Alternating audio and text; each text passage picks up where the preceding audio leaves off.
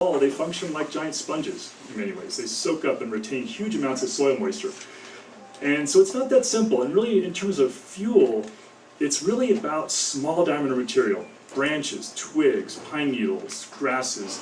That's what drives flames. It's just like starting a campfire, right? You don't put a big log on the fire and put a match to it and expect it to burn. It's not going to happen. You start with kindling, then eventually you build up. It's really the way fires burn as well. So from a fuel perspective, it's more complicated. One of the interesting things we're learning is that in a lot of very dense forests that haven't burned in a long time, the assumption for many years was that those areas are going to burn the most intensely. If a fire happens there, almost no matter what the conditions, it's going to burn mostly at high intensity. That's the assumption. It kind of makes intuitive sense. Problem is, that's not the way it's working. And in fact, it made so much sense that no one bothered to test it scientifically for decades. We did one of the first studies on that, actually, and others have followed. And what everyone's finding is those areas burn mostly at low and moderate intensity. And they don't have much different effect in terms of high intensity. Sometimes they burn at lower levels of high intensity. No one's exactly sure why, but we think it's because higher canopy cover in denser forests is associated with more cooling shade. More cooling shade means the surface fuels stay more moist later into the fire season. And some of the shrubs and understory vegetation that's pretty combustible starts to die back because it's not getting as much sunlight. Probably those are key factors, but whatever the case, again, it's not operating the way we thought or assumed. And the same thing's true after fire. Even those high-intensity fire patches, if they burn again, they tend to burn at low and moderate intensity primarily. Some areas will reburn at high intensity, but when they do, they still regenerate, and it's great habitat for a whole range of wildlife species. Thank you. I'm going to sort of toss two questions into this. So the first of which is just a general one, whether aspen forests burn differently than pine forests, because we are losing our aspens. Or they're moving anyway. So when you talk about regeneration in the lost conscious area, probably it will be pine rather than aspen, at least as it moves upstream. More specifically, your next to last slide talked about water issues, flood issues, retention. One of the reasons, or the primary reason given for thinning and prescribed burning in the Santa Fe area is concern about the reservoirs that are up in the Santa Fe. And so my question is simply yes or no in terms of protecting the watershed for water quality. Yeah, so two key questions. As far as the natural succession goes, aspen versus pine, the answer is it's both. You're going to have, in the high intensity patches, you're going to have more aspen, gamble oak, and locust for initially, and then you're going to have the pine, and then the pine's going to overtake the aspen, and the aspen will sort of start to recede. And that will happen for 200 or 300 years, in some cases, until you get the next significant fire, and then the aspen flourishes again. And that's kind of the way that happens. It's always this ebb and flow. But the fact is these forests are regenerating. They are regenerating with a mix of species, including pine. In high-intensity patches, in these ecosystems, aspen and gamble oak will be dominant for a while, and that's good. That's the way it's supposed to be. In terms of the watershed, you're going to have fire, and you're going to have a mix of fire intensities. So the question is, what's the balance? What's the right mix? The key thing to understand is that when these areas burn, they tend to burn mostly at low and moderate intensity. If you have a high intensity fire patch in the upper watershed, it's going to regenerate with lots of vegetation pretty quickly. Your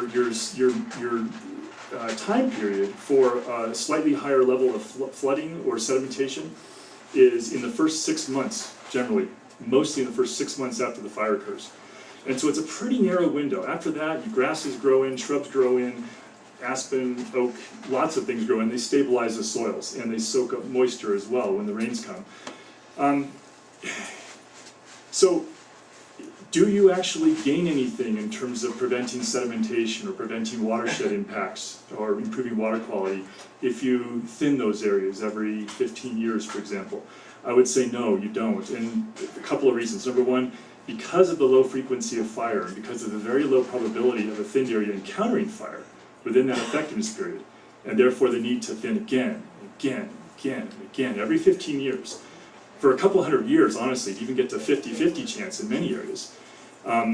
Your overall watershed impacts and all that ground-based machinery, compacting the soil, churning up the soil, causing sedimentation by disrupting and killing the understory vegetation, by disrupting the things that hold the soil in place. That's going to have overall, cumulatively, a much greater impact. So I would say that that's not the right approach. Now, that's not to say that, right near the watershed, prescribed fire, that's a place where prescribed fire could be locally applied, and it's not necessarily a bad idea. You can also do it near a community. As a landscape prescription, it's not a good idea, but in local areas for human needs, it can play a role. Back here? Yeah. So, one point, the graphics that you had of the maps of the burned areas, it looked much more like 30 to 50% high intensity, just visually. The main question I have, two. One is the massive flooding that occurred after the Los Conchas fire that devastated Santa Clara, Pueblo, and Phantom Reed National Monument. I would like you to address that. And then recently there was a study done of the bird populations of the Pajarito Plateau, which was the low altitude, the high altitude, which you have not really addressed, but in the low altitude areas, the bird populations and diversities dropped by about 70%. Is that something you could address? Sure. So, in terms of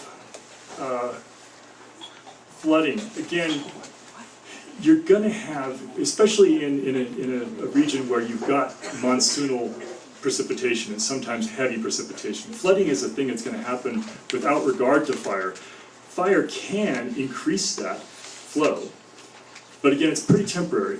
And so that's a reality that it's going to happen. I don't think but you're not going to prevent that by repeatedly thinning areas. You're actually going to create more chronic sedimentation over a longer period of time, more soil impacts.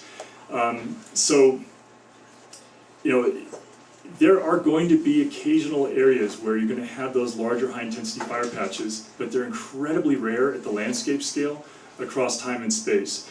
And the area you mentioned is certainly an example, and there were some serious impacts to communities from that. I think that the focus should really be on what we can do to make communities more resistant to those impacts. What can we do to prevent roads from being blown out? Are there things that we can do to make them more stable, to help homes or make homes more resistant to that kind of flooding or flash flooding? Are there things we can do to improve that?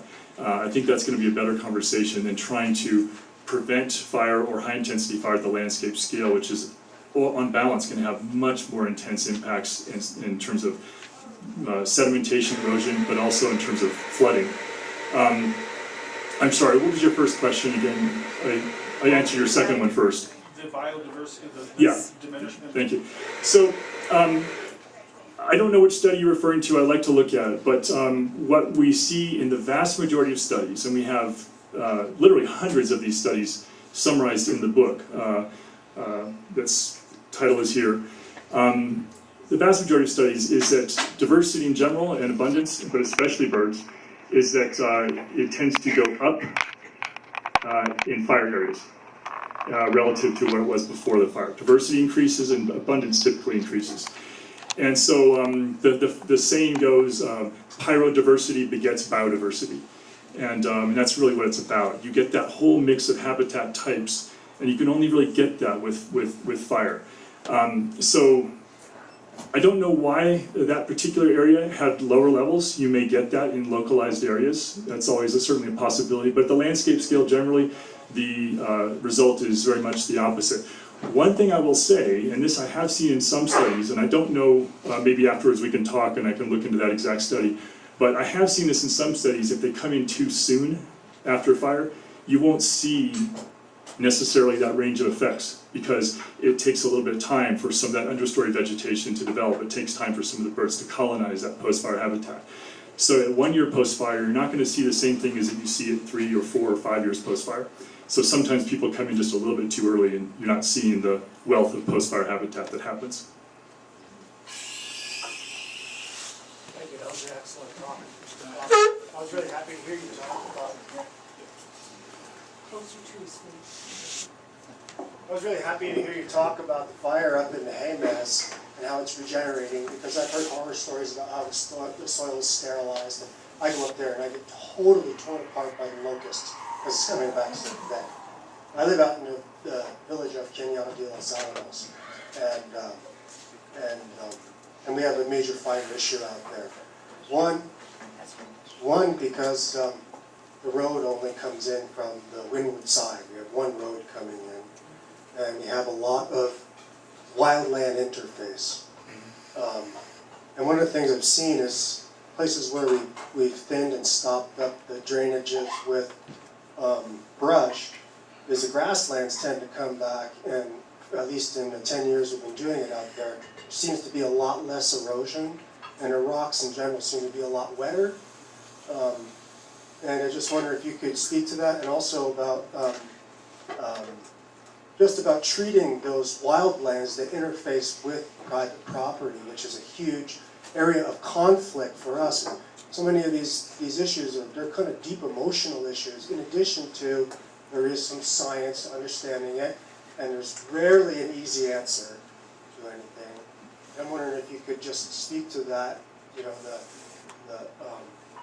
the rocks getting wet, and you know, after the thinning and the fire is going through there, and also the. Just wanted to clarify, the rocks, the sort of hydrological changes after thinning in particular, after fire, or both? Both. Yeah, I mean, without seeing the site, I can't say for sure, because it's hard to know whether it's the thinning or the fire. I would suspect it's more the fire than what happened before the fire. So one of the things that happens, and I mentioned this briefly, is that when fire is reintroduced into an area, it actually changes the hydrology in some subtle but pretty important ways.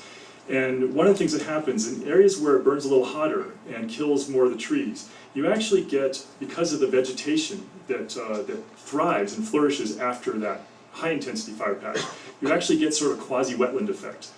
And so it can change the hydrology in some interesting ways, in some beneficial ways. In terms of your kind of deeper question about the community and where we focus, you know, I think, at the risk of sounding like a broken record here, I just think this is so important.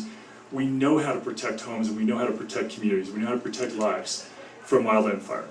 It's not 100%. I don't think it'll ever be 100%. And we need to not think it's gonna be. But if we do it right, it's pretty close.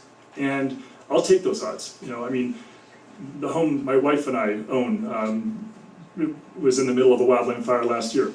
The whole community took defensible space really seriously, took fire safe principles of the home itself really seriously.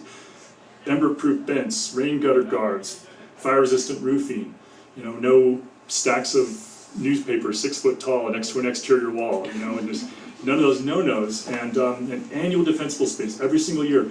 That fire came through, 65-mile-an-hour winds, single-digit relative humidity, triple-digit temperatures, blew through that area, about as intense fire weather conditions as you can get, and 95% of the homes survived the fire. 95% of the homes that were ultimately within the fire perimeter survived the fire. There were about 50 that were lost, and that's always a tragedy. And even those, I think we could have done better. But the point is, this works, this is effective. And when homes are being lost, when lives are being lost, and given all the science that's emerging, with all these unexpected and positive and seemingly counterintuitive lessons about fire in the forests, I think we just need to reevaluate our priorities, focus on protecting homes, focus our resources and attention on the communities. We have time for 2 more questions, one over there and one here. First, I want to thank you for your presentation, bringing out some research. I know a little bit about this field from fighting forest fires as a kid in Oregon in the 1960s. A great deal has changed since then. First of all, one more compliment. Thank you very much for your comments and elucidation of the importance of high intensity fire. I did not understand the ecological importance of that. My understanding is that the U.S. Forest Service and the Park Service in recent decades have very much changed their fire suppression philosophies. Have they? Do you care to comment? It's a great question. It's a key question. It goes to the heart of this conversation. The answer is yes, but only to a mild to moderate degree depending upon the area. So it's a good start, but we've got a long way to go.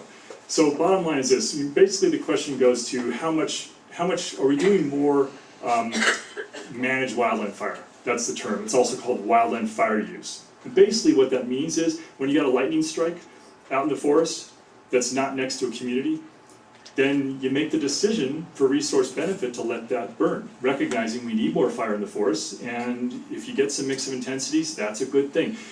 That's managed wildland fire, also known as wildland fire use. Sometimes people call it prescribed wildland fire. We need more of that. And this is a place where there is a massive consensus among the scientists in my field who agree with this and say we need more of this. I mean, I'm talking about people who just disagree about all kinds of things. We agree on this. And we agree that we have less fire now than we had historically. Mostly what we're debating is how much less we have, that kind of thing. So we know we need more of that. There has been some progress. It's very localized, a particular ranger district or a particular forest, and has a couple of people that just say, you know what, we're with the science on this. We're gonna do this, and they take that step, and you see some really positive results from that. But I will say that the political and economic incentives in the Forest Service, especially right now in the Trump administration, are not rewarding district rangers or forest supervisors for doing more managed wildland fire. They're, if anything, being punished for that, and they're being pushed and pressured to stop talking about restoring fire and get out there with the chainsaws. And it's a real concern because there's a lot of political and economic pressures and incentives, especially right now. And in the deeper level, we're seeing this in the current Congress and the Trump administration. They're right now using the fear and misunderstanding about fire, especially larger fires in our forests, as an excuse to try to roll back environmental laws and massively increase logging of all types, including clear cuts, in ways that mostly will actually increase fire intensity and spread, as well as damage habitat. They're trying to do that right now by attaching logging riders to the Farm Bill reauthorization. That's happening right now. People call their U.S. senators and member of Congress. It's important because this next week it's going to come right down to it. They're trying to basically get rid of about 40 years of public lands law. And right now we've got them held off, the whole environmental community, but it's very dicey. And it all comes down to the extent to which they can misuse these concepts and exploit the misunderstanding about fire, basically exploit the politics of fear. That's what they're doing. And so for me, understanding how this really works and communicating the science to the public is one of the best defenses, not just for our forests and for communities, but also for environmental laws. Hi, thank you very much for your talk. I have two questions. One is, were those photographs from mostly or all from the Las Conchas fire? And then if you could comment further about what you were just talking about and talk about the impact of fracking and other kinds of mining and drilling and on the forest and how that impacts and what the interchange between fire and extraction industries are. Good question. So to answer the first one, I had the map, the fire intensity map of Las Conchas fire up. All of the photos that followed that in that string of photos, there's maybe 15 photos. Those were all from Las Conchas fire, but not just Las Conchas. Those were all taken inside the largest high-intensity fire patch in Las Conchas. The majority of Las Conchas is low and moderate intensity. I didn't show any photos of that. You would see large areas of mostly live trees. That whole string of photos after the fire intensity map for Las Conchas, all of that was all the natural regeneration and then pockets of surviving live trees in the largest high-intensity fire patch in Las Conchas, an area that's oftentimes incorrectly described as a treeless area with not a single live tree where the soil is sterilized and nothing will grow. And this is a key thing because there's a lot of mythology out there about big fires in particular. And that mythology is dangerous, and we're seeing that right now, like I mentioned, with these logging riders that the Republicans are trying to attach to the Farm Bill. Oh, and then fracking. I'm sorry, I'm not an expert on that. I don't. All I can say this, and I'm not sure if this is really getting at your question, but I don't know about the interplay between fracking and wildland fire issues, but I will say that there is a relationship in terms of climate change mitigation. And we only have so much time today, but I will make this point quickly. What the science is telling us is that we have to mitigate climate change. We can only do so much by moving beyond fossil fuel consumption. We have to do that, but it won't get us where we need to get to in terms of mitigation. The other side of the coin, the other half of the mitigation equation, is protecting more forest. And that's going to pull more CO2 out of the atmosphere and sequester and store it in the forest. So that's a key thing. If people want to know more about that, please feel free to follow up with me, or you want to talk about woodpeckers, feel free to call me or email me anytime.